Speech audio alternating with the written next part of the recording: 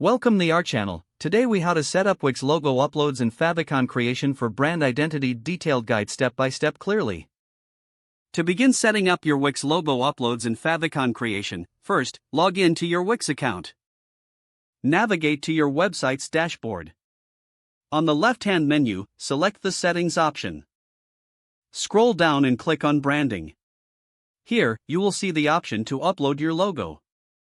Click on the Upload Logo button. Choose the logo file from your computer that you wish to upload. Ensure your logo is in a suitable format, such as PNG or JPEG, for best results. Once uploaded, you can adjust the display settings for your logo. Next, to create a favicon, look for the favicon section within the branding settings. Click on the Upload Favicon button to select your favicon file. A favicon is usually a small square image, commonly around 32 by 32 pixels. Again, use a PNG file for optimal quality. After uploading your favicon, it will automatically be saved to your site. Review your changes by clicking on the Preview button. Make sure both your logo and favicon appear as intended. If everything looks good, proceed to save your changes. Now your brand identity is enhanced with a logo and favicon. You can always return to these settings to make updates in the future. This completes the setup for Wix logo uploads and favicon creation. If the page does not load, refresh the browser or try again in a private or incognito window.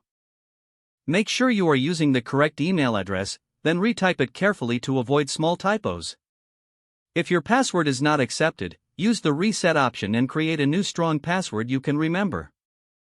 Check your spam folder for verification or security emails, then complete any requested confirmation steps. Enable two-factor authentication if available to improve account security and reduce unauthorized access risk. After signing in, review your profile details so your contact information and settings are accurate and current. If you see an error message, note it down and try again after restarting your device and internet connection. Log out when you finish, especially on shared devices, to keep your account and payment information secure.